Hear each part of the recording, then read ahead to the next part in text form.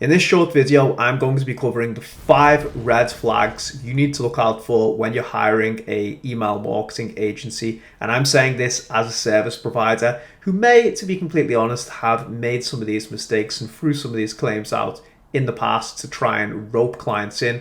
But ultimately, the stage I'm at with our business and just my overall integrity shows me that these are all very naive claims, and people who are really pushing them and truly believe in them don't understand e-commerce as a business, and ultimately maybe not necessarily that they don't have your best interests at heart. Again, they just don't understand how e-commerce works as a system. So if anyone tries to push you and sell you on these strategies, run a mile. Let's get right into it.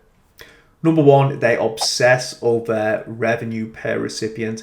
Now, revenue per recipient, I've mentioned a few times, does have value if you're trying to gauge the success of a promotional email or any email that is ultimately designed to sell. The problem with aggregating all the data together and judging the account solely on revenue per recipient is it distorts the customer journey. And why is this? It's because not every email is designed to sell. Some emails are designed to disperse content, generate engagement, run competitions, share company news. If you send these types of content out, you will lower the revenue per recipient in the account. Doesn't necessarily mean you're a bad email marketer. It's just taking into account that not every email is designed to sell. So anyone who is looking at revenue per recipient as the sole motivation to base this strategy around this in your account just doesn't have the business's best interests at heart. And usually what you will find is that they will front load a bunch of discount codes, which is another way to manipulate revenue per recipient, and ultimately that will harm the business. So run away from anyone who bases a strategy exclusively around this metric. Number 2, they claim they can add 30 to 40% additional revenue month on month without spending more on paid ads. Very, very naive understanding of e-commerce and repurchase rates.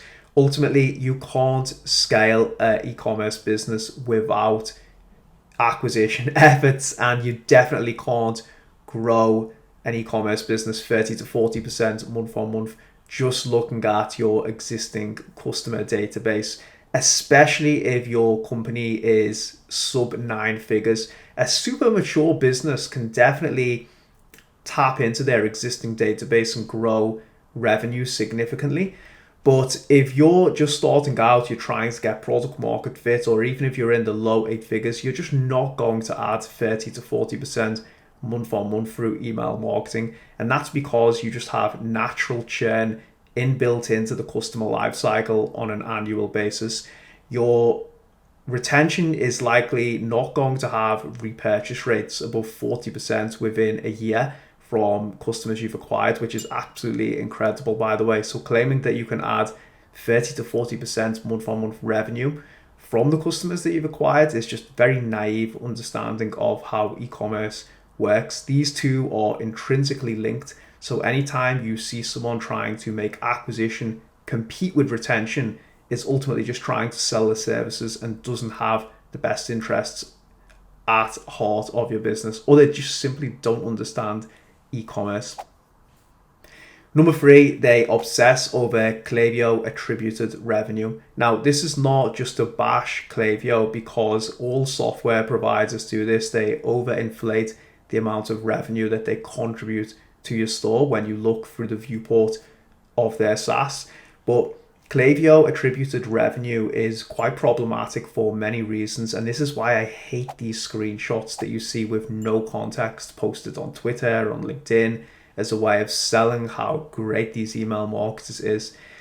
The Clavio Attributed Revenue, number 1, you can easily, naively not take into account that Apple open rates are massively inflated due to iOS changes, which we all know by now. And the second thing I've seen is a lot of sneaky agencies and marketers going into the Clavio Attributed Revenue settings and setting a wider attribution window to 15 days opens and clicks, and disregarding these Apple opens as well.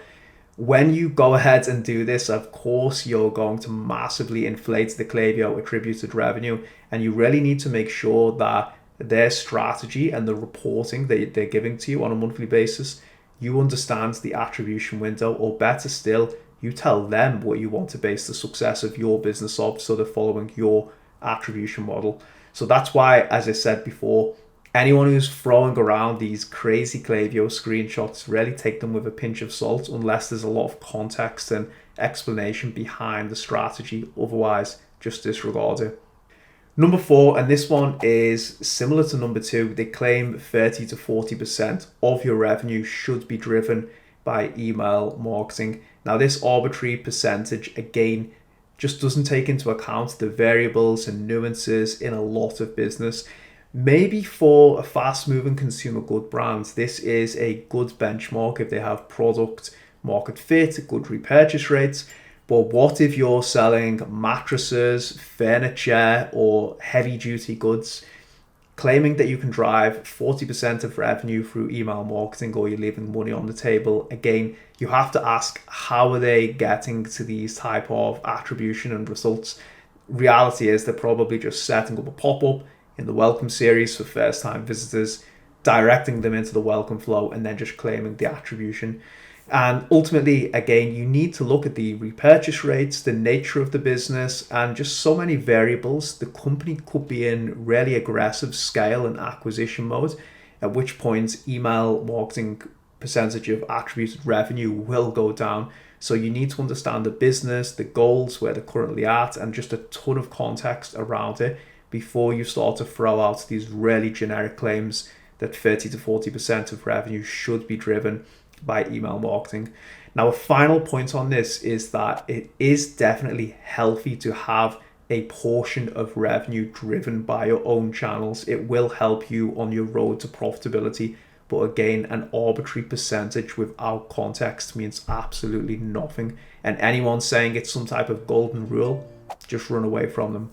And finally, number 5, they offer an absurd guarantee. An example of this for an immature business is that we will add 100k email marketing revenue within a month, or you don't pay. Okay, great. How is that revenue going to be produced? What you will normally find is that people front load a bunch of discounts, and ultimately, yes, maybe it will generate the short-term revenue, but ultimately it's at the expense of lifetime value. So anyone who is offering these really absurd guarantees, you have to question how long that relationship is going to last. If it's for a short-term revenue jolt, maybe 3 months, cool. If that's the strategy you want to pursue, if you're trying to build a sustainable e-commerce business in the long term, then you have to understand what the agency's strategy is going to be on a monthly, quarterly, annual basis, and how it's tied into your brand goals, because you should be responsible for directing the agency and telling them